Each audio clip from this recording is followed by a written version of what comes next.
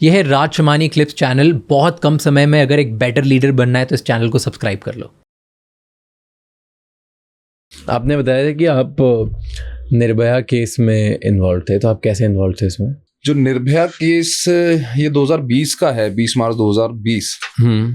तो उस टाइम पर मैं नेशनल गेम्स में गोल्ड मेडल लेकर हमारे जो डीजी साहब थे संदीप गोयल जी, मैं उनको मिठाई खिलाने गया, आशीर्वाद लेने। तो क्योंकि मैं पहला ऑफिसर हूँ जो नेशनल गेम्स में तिहाड़ को रिप्रेजेंट किया 5 साल तक, और 5 साल मेडल भी रहा। वाह। तो सर उस टाइम पे मीटिंग चल रही थी, मैं गुड बुक्स में था उनकी, तो उन्होंने मीटिंग के अंदर ही मेरे को बुला लिया।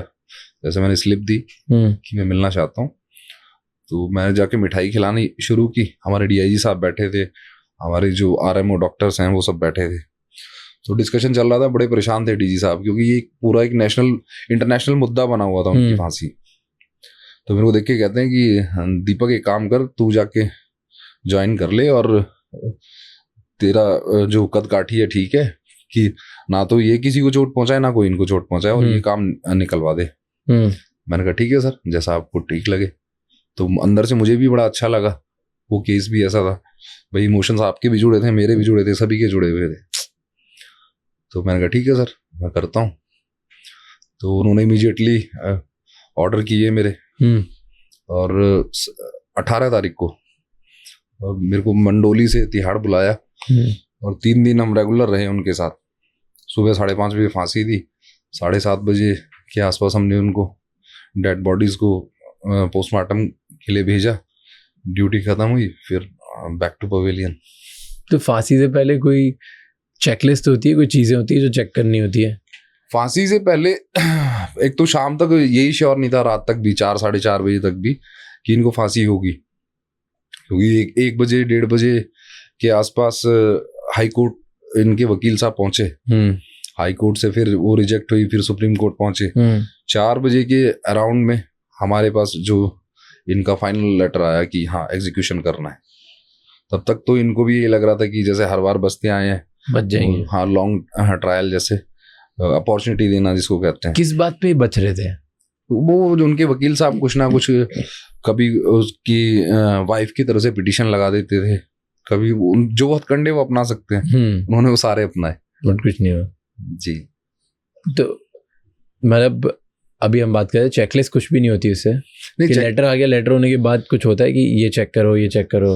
हाँ, आपका उसका जो पूरा मेडिकल एग्जामिनेशन होगा, जो बॉडी वाइटल्स वगैरह सब चेक किया जाता है, वो सारे चेक किए जाएंगे। डेथ से पहले ये जरूरी है चेक करना? हाँ बिल्कुल, क्योंकि वो पूरी एक रिपोर्ट बनती है, उसमें हमारे डीएम साहब भी होंगे, हमारे जो सीनियर मेडिकल ऑफिसर हैं वो भी होंगे, हमारे डीजी साहब भी होंगे। तो पूरी एक कमेटी बनती है, पूरी रिपोर्ट बनेगी, वो वेट होगी, ऊपर जाएगी।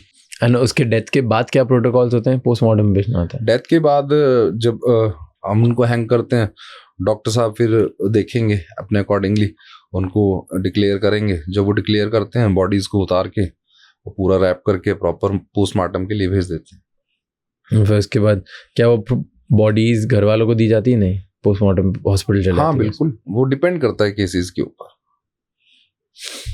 ओके। एंड जैसे हम मूवीज़ में देखते हैं कि ऐसे फांसी से पहले लोग वो मांगते हैं कि आपकी आखिरी इच्छा क्या है, विश क्या है, ये सब होता है कि नहीं? हाँ बिल्कुल होता है। होता है? तो क्या पूछते हो आप? हाँ बिल्कुल बिल्कुल पूछते हैं। एंड वो फिर वो मानते हो, नहीं मानते हो, क्या होता है?